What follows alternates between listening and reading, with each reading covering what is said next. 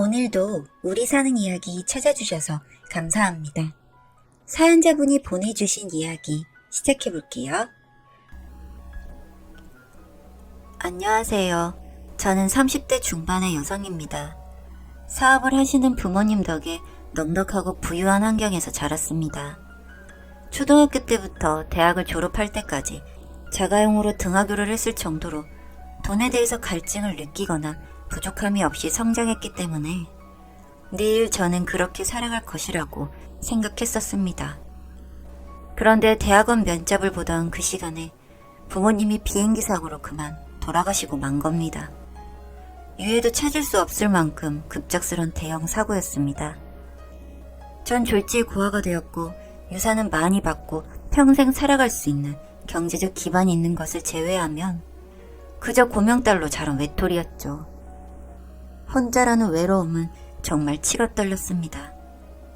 친척들은 걱정해주는 척 하면서 다 제 재산에 대해 관심을 가졌고 그것에 대해 안 그런 척 하면서 이런저런 것들을 도와줄 테니 돈을 좀 보태달라는 말뿐이었습니다. 정말 핏줄이 섞였다고 다가 아니더군요. 전 그런 인간들이 징글징글하게 싫어졌고 혈연이든 지연이든 제게 돈을 보고 다가오는 사람들에게 환멸을 느낄 정도였습니다. 그러던 중에 우연히 한 남자를 만나게 되었습니다. 요가원 원장님이셨는데 제 힘든 마음을 이해하고 치유를 돕겠다며 명상을 개인 지도해 주실 정도로 지극정성이었습니다. 세상에 홀로 떨어져 괴롭게만 살던 제게 한 줄기 빛과 같은 존재였습니다. 아마도 그때는 너무 어렸기 때문에 이성에 대해서 제대로 판단할 수 있는 해안이 없어서 더 그랬을 수도 있었겠지만 매일같이 수련을 받으면서 전 점점 멘탈이 돌아왔고 마음을 다잡을 수 있었습니다. 그렇게 1년 넘게 세월이 흐르면서 자연스럽게 원장님과 저는 연인관계가 되었습니다. 부모님께 물려받은 집을 처분해서 은행에 비밀공고에 예치해두었고 저는 소형 아파트에서 혼자 살았기 때문에 제 경제력에 대해서는 자세히 모르는 듯 했습니다. 그런데 우연히 재산세 고지서가 집에 날아왔는데 같이 식사를 하고 설거지를 해주겠다며 쉬라고 했을 때 그것을 본 모양이었습니다. 전 재산세만 수천만 원을 내고 있었기 때문에 많이 놀랐던 것 같습니다. 저에게는 티를 내지 않았지만 같이 쇼핑을 하거나 밥을 먹으러 가면 그 후부터 제가 계산하기를 바라는 것 같았습니다. 기분이 좋진 않았지만 그동안은 많은 대접을 받았고 이래저래 도움을 받았으니 베푼다는 차원에서 제가 돈을 냈습니다. 그런데 습관이란 참 무서운 것이더군요. 어느새 점점 저에게 모든 걸 의지하기 시작했습니다. 남친과 저는 몇 번을 헤어질 뻔한 위기가 있었는데도 차마 그러질 못했습니다. 아마도 외로움에 지친 제가 더 많이 붙잡았던 것 같아요. 혼자 된다는 건 제게 공포스러운 일이었으니까요. 몇 번의 고비를 넘기고 저와 남친은 결혼을 하게 되었습니다. 제가 돈이 많다는 건 이미 알고 있었고 예비 시댁도 반기는 눈치였습니다. 깊은 우울에서 벗어나게 해준 사람이었고 저에게 가장 가깝고 모든 걸 알고 있는 남자라서 쉽게 이별을 고하지 못했던 것 같습니다. 훗날 그 결단력 없음에 인생을 망치게 되었다는 것을 깨달았을 땐 너무 늦었던 거라는 것도 당시엔 몰랐습니다. 집도 제가 마련해갔고 남편은 그저 시부모님께 지극한 효자여서 그랬는지 뭐든 퍼주려고만 했죠. 어차피 죽을 때까지 다 못 쓸 돈이라 강남의 40평대 아파트를 매입해서 신혼집을 장만했습니다. 요가원 건물도 사서 사업을 확장했고요. 그리고 첫 아기를 낳았죠. 임신 중에도 남편은 그래도 열심히 가사일도 도와주고 아기를 잘 돌봐주었습니다. 그런데 유난히 제가 출산 후에 몸이 아팠습니다. 산후 도우미에 베이비시터 2명이나 도움을 받고 있었는데도 전 몸 전체에 힘이 빠지고 통증이 느껴졌습니다. 아기도 쓱쓱 커가는데 전 건강이 상해서 모유도 먹을 수 없었죠. 깊은 마음속에 있던 우울증이 다시 고개를 드러내기 시작했습니다. 그때부터 남편과의 갈등은 점점 심해지기 시작했죠. 대학병원에 예약이 밀려있어 가까운 종합병원에 가서 검사를 받았습니다. 남편과 같이 갔는데 며칠 후 정말 충격적인 진단을 받게 되었습니다. 바로 제가 뇌졸중이라는 진단이 나온 겁니다. 참으로 믿기 어려운 결과였습니다. 제 나이 31살의 일이었어요. 그런데 의사의 진단을 믿든 안 믿든 걸음을 못 걸었고 균형을 잡지도 못하는 것이 너무나 서글펐습니다. 안 되겠다 싶어 대학병원에 예약을 해놓고 기다리는데 남편의 행동이 점점 수상해지기 시작했어요. 요가원 퇴근 시간을 뻔히 아는데 제 시간에 들어오지도 않았고 연락도 없었습니다. 그렇게 며칠 동안 남편은 저를 실망시키고 걱정하게 만들더니 제가 정신을 잃고 쓰러지니 병원에 입원시켜버렸죠. 그렇게 저는 뇌졸중으로 쓰러지고야 만 것입니다. 전 하늘이 무너지는 것 같았습니다. 세상의 모든 것을 다 가진 줄 알았는데 건강을 잃다니 믿어지지 않았습니다. 남편의 행동이 그때부터 냉정해지면서 저에게 무심하게 대하더라고요. 그리고 아이를 봐준다면서 병원에 오지 않았고요. 규정상 더 오래 입원은 안 된다고 해서 결국 보름이 넘어서 재활병원으로 옮기게 되었습니다. 나중에서야 남편이 요가원 부원장과 외도를 하는 것을 알게 되었습니다. 청천벽력 같은 일이었죠. 전 어떻게든 살아야겠다는 생각뿐이었어요. 하지만 병세는 점점 나빠졌고 혼자서는 절대 걷지도 못하는 상태가 되어버린 거죠. 죽을 수 있는 방법도 연구하고 실제로 실행에 옮겼지만 성공하지 못했습니다. 그리고 사람을 시켜 알아보니 제 변호사와 작당을 해서 제 재산을 빼돌리고 불법으로 명의 변경을 진행하고 있다는 겁니다. 제 재산을 빼돌리고 불법으로 명의 변경을 진행하고 있다는 겁니다. 전 도저히 참을 수 없었습니다. 처음으로 살인 충동을 느꼈죠. 저는 사설 응급차를 불러 인턴 한 명과 함께 신경외과로 유명한 대학병원 응급실로 밀고 들어갔습니다. 예약은 며칠 남았지만 도저히 참을 수가 없었던 거죠. 내가 뇌졸중이라니 믿을 수 없다.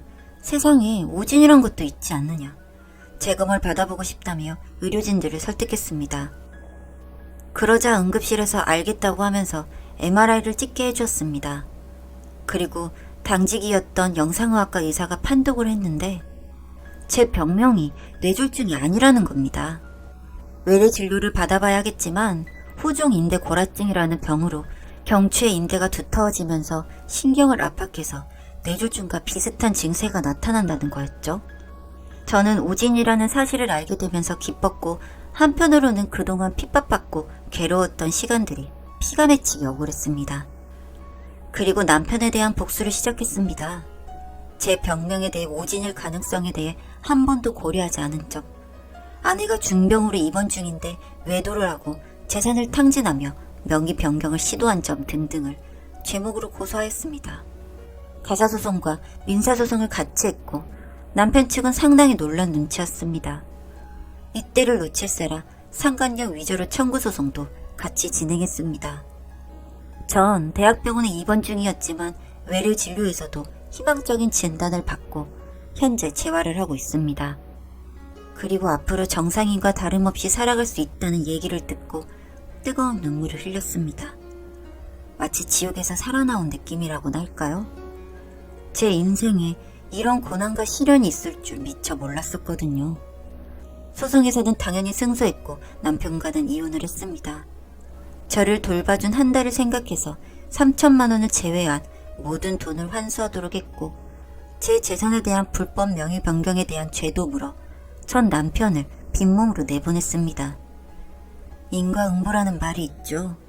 죄를 지은 자는 값을 치러야 한다고 생각합니다. 적어도 사람의 탈을 쓴 죄인이라면 말이죠. 하지만 법적으로 보상은 받았지만 지난 세월과 아픔은 어쩔 도리가 없는 일이었죠. 정말 전 남편을 죽이고 싶었지만 아이의 아빠고 착하고 건강하게 자라주는 제 아이가 너무나 사랑스러워서 차마 그렇게 할 순 없었습니다. 성장해서 그 히스토리를 알게 되면 저를 저주할지도 모르니까요. 나중에 들어보니 전 남편은 부원장에게 버림받고 일용직으로 살아간다고 하더군요. 그 소식을 듣는데 어찌나 고소하던죠.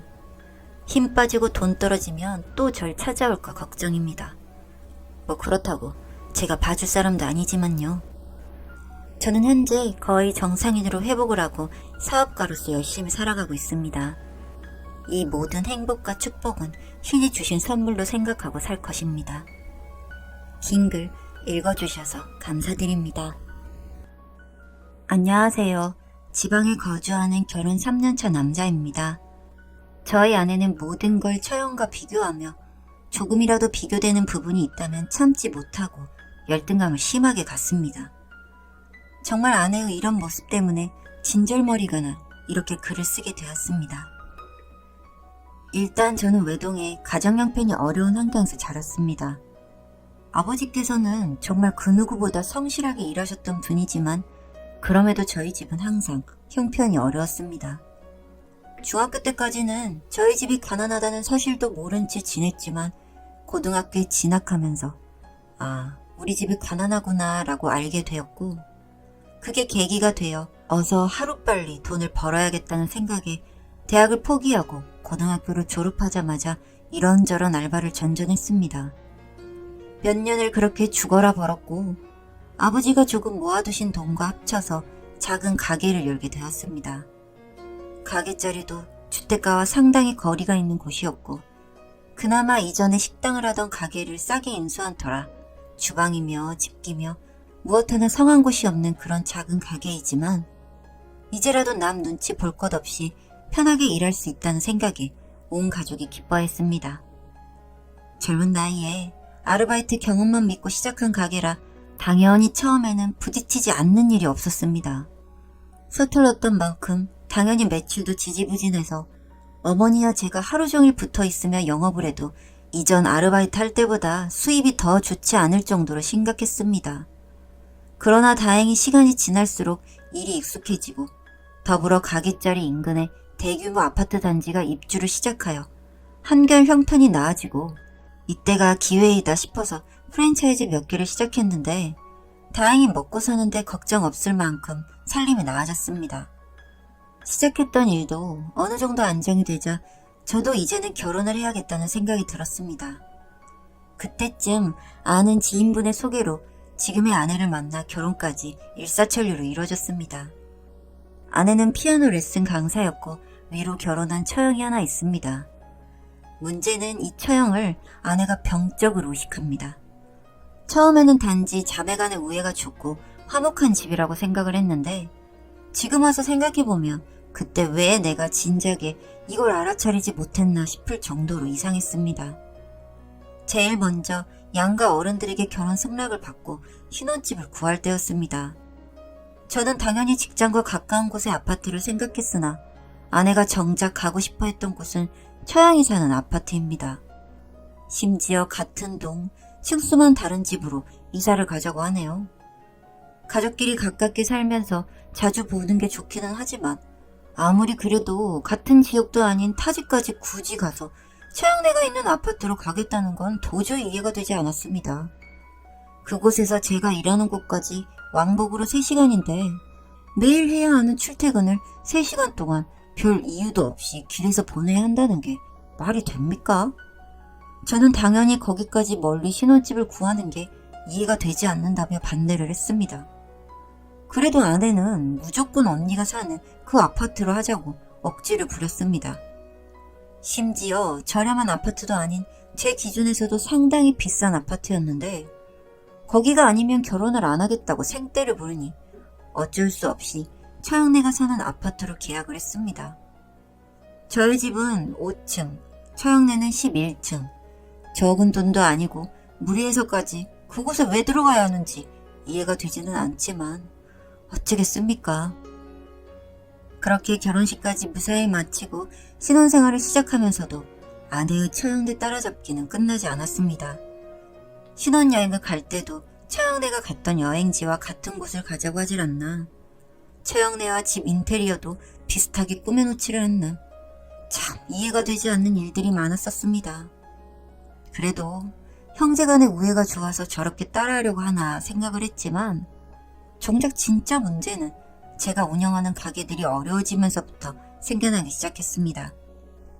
제가 운영하는 가게 자리에서 조금 벗어난 곳에 새로운 상가 지역이 개발되기 시작하면서 사람들의 왕래가 뚝 끊겨 제가 있는 상권이 죽어버렸습니다. 덩달아 매출도 곤두박질치고 때문에 운영하던 가게 4곳 중 한 곳은 헐값에 다른 사람에게 넘기고 그나마 하나는 자리가 나가지도 않아 그냥 폐업을 했습니다. 사정이 이렇다 보니 형편도 점점 쪼들리게 되면서 아내의 처형과의 비교가 시작되었습니다. 어려운 형편이지만 아직까지 아내는 현실 감각이 없는 건지 처형이 새로 옷이나 가방을 사면 꼭 따라 사고 어디로 여행이라도 다녀왔다고 하면 저희도 꼭 그곳을 가야 했습니다. 여유가 있으면 그러려니 했지만 지금은 한 달 생활비도 걱정해야 할 마당에 이렇게 흥청망청 써버리며 길바닥에 나앉아야 할 상황이라 아내를 붙잡고 진지하게 지금 어려운 상황에 대해 이야기를 했습니다. 아내를 만나고 처음으로 금전적으로 어렵다는 이야기를 꺼낸 터라 아내는 제 이야기를 잘 들어주고 같이 허리띠를 졸라매자고 결론이 났으나 얼마 지나지 않아 처형네 집과 저희 집을 비교하기 시작했습니다. 형부는 이번에 병원을 하나 더 개원한다더라. 근데 형부네 부모님이 돈이 많이 대줘서 개원을 할 수 있다더라. 이번에 언니가 아는 지인한테 인테리어를 새로 했는데 정말 예쁘더라. 화사하고 딱 지금 계절이랑 맞는 인테리어던데 우리는 힘들겠지? 형부가 주식도 조금 하는데 그중에 몇 개가 이번에 정말 많이 올랐다더라. 우리도 주식 했어야 했나? 등등. 정말 처형의 밥숟가락이 바뀐 거랑 사소한 것부터 10가지를 비교하는데 제가 정말 죽을 것 같았습니다. 그런 이야기를 들을 때마다 제가 정말 무능력하고 모자란 사람처럼 아내가 탓하는 것 같아 듣기가 거북했지만 아내는 제가 퇴근하고 돌아오면 옆에 앉아 하루 종일 비교를 하는데 어떻게 제가 맨정신으로 지낼 수 있겠습니까? 심지어 몇 번은 처형을 따라 백화점을 가서 몇백만 원짜리 가방을 3개나 일시불로 사온 적도 있고 옆에서 이런 아내를 지켜보니 정말 이건 병이다 싶었습니다. 그러다 결국 일이 터졌는데 그날은 제가 아내와 처형이 하는 통화를 우연히 듣게 되었습니다. 평소처럼 이런저런 시덥지 않은 이야기를 하다 처형이 요즘 골프를 배운다는 이야기가 나왔나 봅니다. 언니는 좋겠다. 나도 진짜 골프 배워보고 싶었는데 무능력한 남편을 만나가지고 집에서 살림이나 하고 지내고. 언니, 나 요즘 너무 우울해. 형부는 능력도 좋고 심지어 언니 시댁도 부자라며. 난 남편이란 놈은 돈도 못 벌어오지. 우리 시댁은 말할 것도 없어. 나중에 더 늙어서 모시고 살라는 말만 안 하면 좋겠다. 형부가 내 남편이었으면 좋겠다 진짜. 아휴. 평소에 어떤 말을 들어도 내 탓이다라는 생각에 넘겨들었지만 이젠 하다하다 저희 부모님까지 입에 함부로 올리는 아내가 정말 미웠습니다. 거기다가 형부가 자신의 남편이었으면 좋겠다뇨. 여기서도 참고 넘어가면 난 사람도 아니다라는 생각에 문 밖에서 아내의 통화가 끝나길 기다렸습니다. 곧이어 통화가 끝나는 것 같기에 방으로 들어가 아내에게 방금 들은 모든 말들을 따졌습니다. 아무리 네가 철이 없다곤 하지만 네가 내 와이프라면 내 흉을 그렇게 보는 게 맞다고 생각하냐. 그리고 정말 남에게 피해 안 주고 성실히 평생을 살아온 우리 부모님을 네가 뭔데 함부로 그렇게 말을 하냐. 가게가 잘 될 때는 내가 네 남편이고 조금 형편이 기우니까 무능력하고 한심한 남편이 되는 거냐? 라고 따졌습니다. 여기에 아무리 그렇다고 형부가 네 남편이었으면 좋겠다는 게 이게 무슨 상스러운 말이냐? 했더니 아내는 잠시 당황하더니 한숨을 푹 쉬고는 오히려 제게도 화를 내더군요. 내가 이래서 처음에 너랑 만날 때 고민을 했었어. 안정된 직장을 가진 사람을 만났어야 했는데 괜히 장사하는 놈을 만나가지고 지금 내 꼴이 이게 뭐야. 언니는 의사 형부 만나서 저렇게 편하게 지내는데 너는 잠깐 장사 잘 될 때나 만나서 사기 결혼한 거잖아.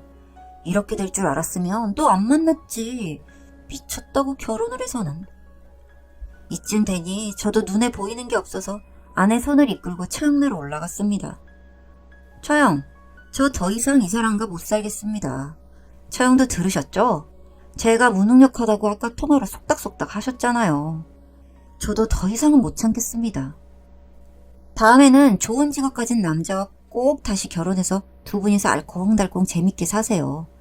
저는 그만 빠져드리겠습니다. 그리고 당신 여동생이 당신 남편이랑 부부하고 싶다고 하니까 셋이 같이 살든가 아니면 이혼하고 사랑하는 동생을 위해 남편 양보하든가 알아서 하세요. 그리고 이 집은 내가 산 거니까 넌 이 아파트에서 살고 싶으면 언니 집에 얹혀 살던지 말던지 마음대로 해라. 아내를 차양집에 내던지다시피 내팽개치고 집으로 내려왔습니다. 그 일이 있고 얼마 안 가 아내와 저는 이혼을 하게 되었고 그 일이 제게는 계기가 되었는지 다시금 영업이 잘 되기 시작해서 그때와 비교하면 형편이 훨씬 나아졌습니다. 아내는 또 어떻게 소식을 들었는지 최근에 들어서 어떻게 지내냐고 연락이 오네요.